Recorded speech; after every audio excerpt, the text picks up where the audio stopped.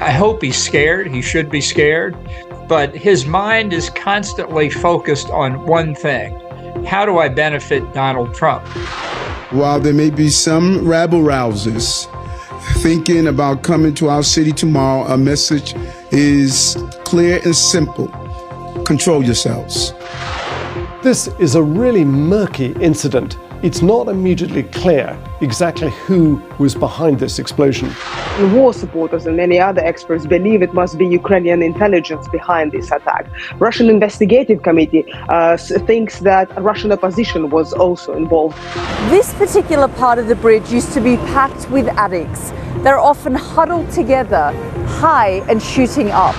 Their rehab is pretty inhumane, as you know. It's basically to lock them up and make them sweat it out.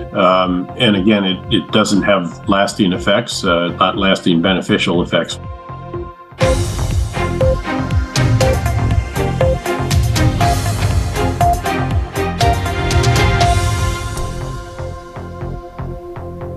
Hello, welcome to The Context. Brand new programme tonight. From now on, we will be with you at the early time of 8 o'clock, 2000 BST, and for 2 hours rather than one, which gives us plenty of room then to focus on our top stories tonight. We'll be getting the view from Ukraine and Russia on the information war that's being fought over the death of the Russian blogger. We'll bring you up to date with the battle in Bakhmut. Yelda Hakim will be here with her exclusive investigation on drugs in Afghanistan and the supply routes that end here in Europe. But tonight we're going to start in Manhattan, where Donald Trump will soon be arriving at New York LaGuardia Airport ahead of his court hearing tomorrow, with the Secret Service in tow. This is his plane that was leaving the airport in Florida just 2 hours ago. He'll be spending the night at his home in Trump Tower on 5th Avenue before surrendering around lunchtime tomorrow to the Manhattan District Attorney. And even by New York standards, this promises to be quite the spectacle. Let's go then to New York. Our correspondent Neda Tawfiq is outside Trump Tower, and security very tight. It's going to be an enormous security operation, Neda. Let me show you the flight tracker that Neda was talking to a few minutes ago. There you go. That is tracking Trump's plane coming into New York. I don't know how you all feel about this. Some people think it's a bit vulgar. Some people think he wants it to look presidential, and that's what this is all about, flying with the Trump livery on the plane. Other people, of course, can't get enough about it. That is Donald Trump, isn't he? He tends to dominate the public space. Let's bring in Doug High, former communication advisor to the Republican National Committee, and also with us Richard Painter. He's a law professor at the University of Minnesota. He served as chief White House ethics lawyer for George W. Bush. Welcome to you both. Doug, can I start with you? What do you make of it today? The motorcade from Mar-a-Lago, the plane with the livery, the fact that we're all tuning in. It is a historic moment, but as I say, some people might not like this. We're just opting away our viewers on PBS as the plane comes into New York. It's really interesting, Doug High, that the Secret Service have been so involved in the planning of this. How much do you think they have been involved in what happens in the courtroom tomorrow, and whether he's placed in handcuffs and whether this is filmed? What sort of input will they have had? That's part of the negotiations they've been having all along. It appears that at this point that he'll not be put in handcuffs. If you're the Secret Service, you're not necessarily trying to give Donald Trump preferential treatment, but you are trying to protect your principal, which is what that role is. And they don't want their principal to be put in handcuffs, to be put in that kind of a situation that could potentially be dangerous for them. So he is getting special treatment, even if that's not their goal. And a lot of this is being negotiated well in advance. And Eric, it's interesting that Eric Adams, the New York mayor, has had to come out today and talk about this. We've got Marjorie Taylor Greene, Republican Congresswoman, who's coming to New York tomorrow. We've got protests in a park near to the courthouse. Do you think that there is a concern that there may be violence around this event tomorrow? Richard? Oh, well, I'm concerned. Not necessarily in New York. There could be violence in other places. We have a lot of supporters of Donald Trump who have encouraged violence. And I believe that on January 6th, 2021, the president himself encouraged violence. So that needs to be dealt with. And we cannot tolerate violence in this country from the extreme right or the extreme left. Now, I think they ought to make every effort to depoliticize this. They certainly shouldn't put him in handcuffs. I question the need for a mugshot. We've got plenty of photos of Donald Trump from the front, from the side, and everywhere else. And the problem with a mugshot is that they will then be very quickly used for fundraising by the Democrats. And that's not what we ought to have going on. This shouldn't be a political trial, a political circus. And when criminal charges are politicized, it can have very, very detrimental effects on our democracy. It energizes the extremes in the country. And I'd point to the trial 100 years ago in Germany of the beer hall putsch defendants, 10 of them. They turned it into a political circus, got the extremists to support them and show up at the trial in 1924. And then when Hitler was released from prison, he had a photo op outside the prison and all of that. And all that did was energize the extreme right to put him into the chancellorship of Germany in 1933. So what we do not want is this trial to become a weapon, a political weapon for far left or far right. This is about the rule of the law, and we enforce our criminal laws in this country. No one is above the law, including a former president of the United States or even the current president of the United States. No one is above the law. The plane is just taxiing towards the terminal at LaGuardia Airport. Let's bring in Neda Tawfik, who is outside Trump Tower for us this evening. Do we know what is likely to happen from this point, Neda? Presumably there's going to be someone to meet him there, and the Secret Service will be deeply involved in that. Fraud. It would have made a difference in any of those things. Yeah. And the question we confront in our country is, does our Republican Party want to go back to a commitment to objective truth? We can disagree on policies and what to do about facts. Okay. But if we can't understand what the facts are, we aren't going anywhere in this country. Donald Trump on his way to central Manhattan. You can watch plenty more of this on the BBC Live page. We'll be with you for the next hour. Do stay with us.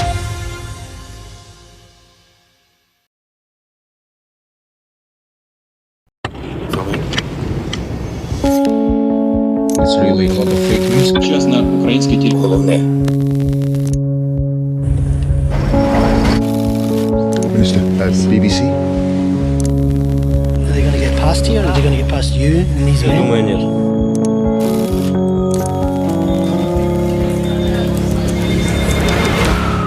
How soon do you think it could be before there is real fighting here? I just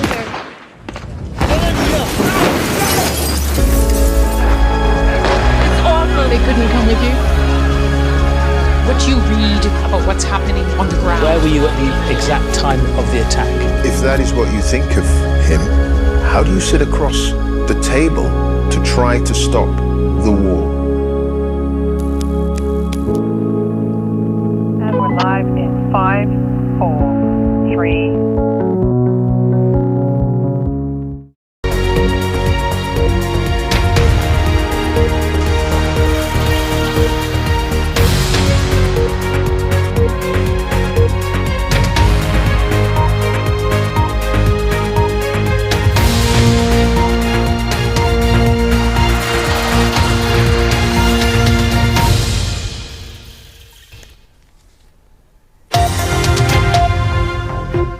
Hello, I'm Christian Fraser. You're watching The Context live on BBC News. The main story this evening, Donald Trump arrives in New York to face charges relating to that alleged hush money payment to the former adult film star Stormy Daniels.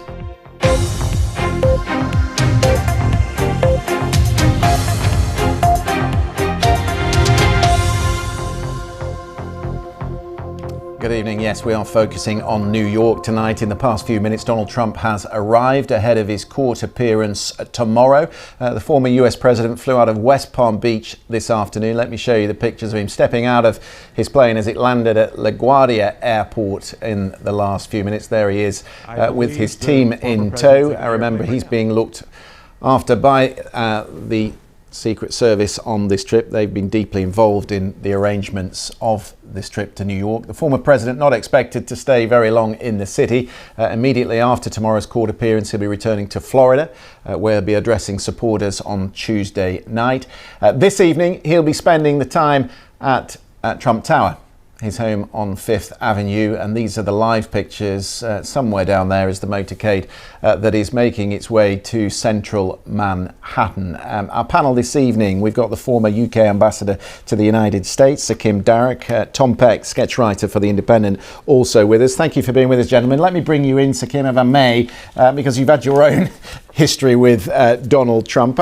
I was saying earlier in the programme that there's something that jars about this. These are the sort of pictures, the sort of coverage that we would reserve for a president arriving in a foreign country.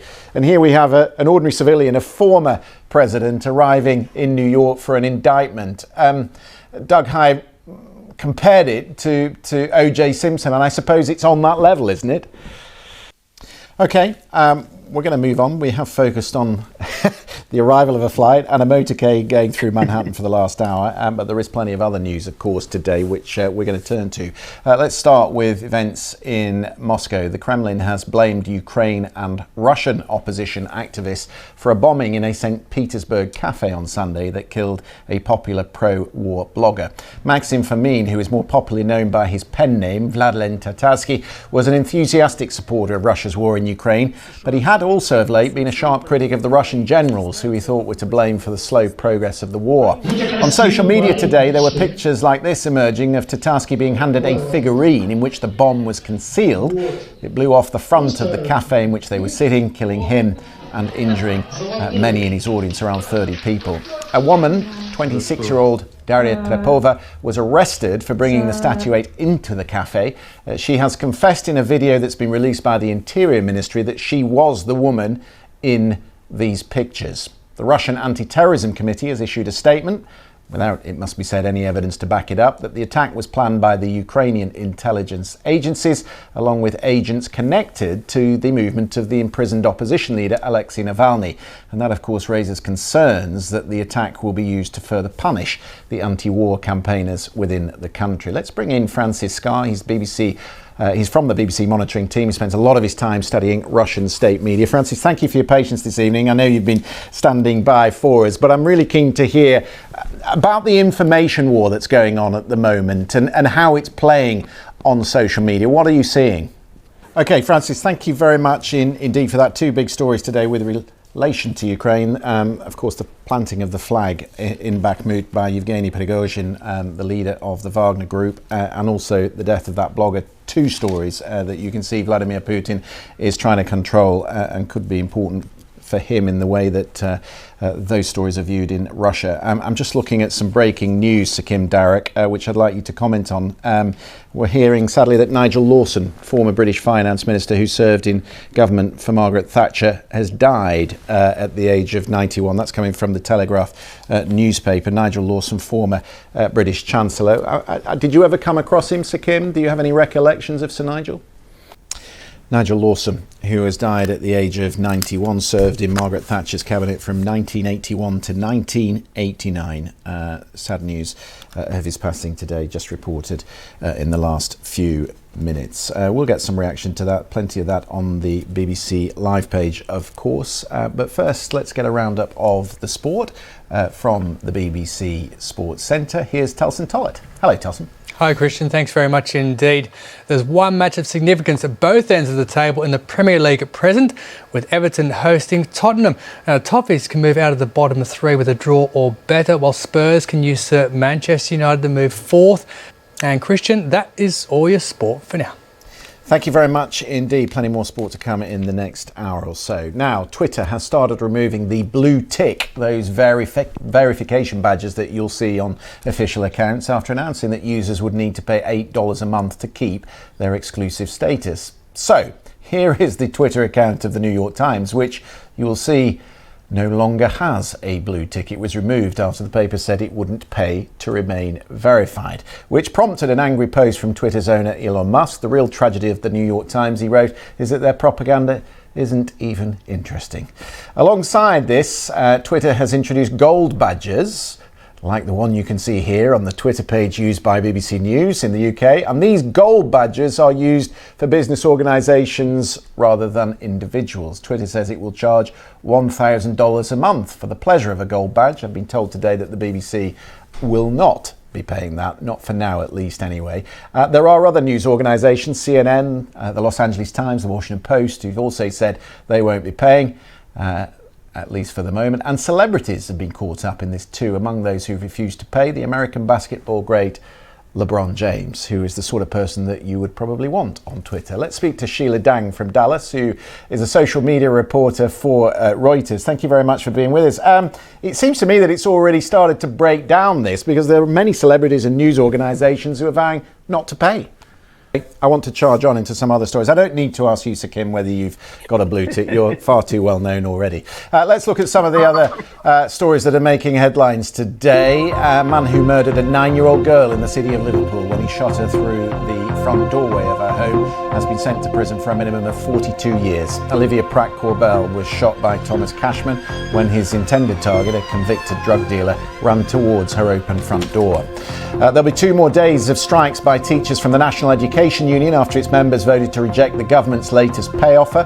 The walkouts will take place at the end of this month and the beginning of May. Prime Minister Rishi Sunak said the union's rejection of what he called a fair offer was disappointing.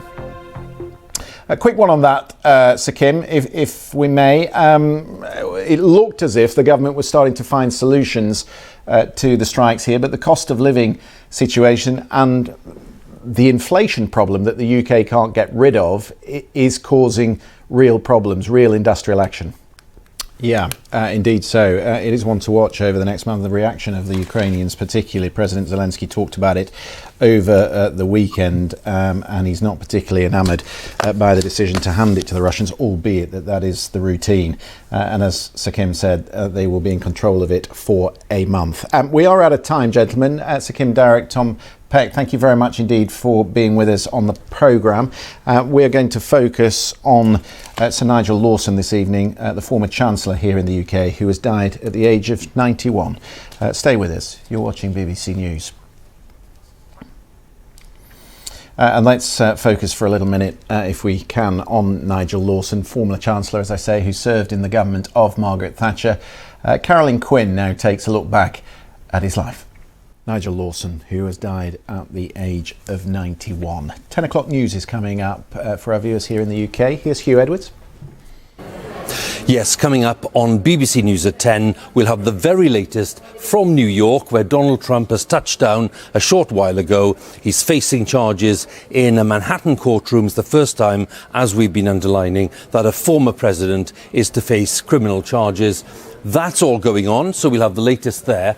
Here in the UK, we'll be just recording the fact that the murderer of Olivia Pratt-Corbell, the little 9-year-old in Liverpool, has today been sentenced to 42 years in prison. We'll have the rest of the news in the UK. We'll also be looking at the news that NASA today has named 4 astronauts who will be paving the way for a return to the moon. That'll be the first time in 50 years that there will be a moon landing. Well, the 4 astronauts have been chosen and they have been speaking about the challenge today. That's all coming up for you on BBC News at 10. Hugh, thank you very much indeed for that. And of course, Newsnight just around the corner as well at 10:30. Do stay with us for that as well. Just to remind you of our top story tonight, Donald Trump has arrived back in Manhattan. You're watching BBC News. Hello there, good evening. Glorious blue skies, plenty of spring sunshine across most of the UK today, as illustrated by our weather watcher here in sunny Doncaster. But cloudier skies across Northern Ireland.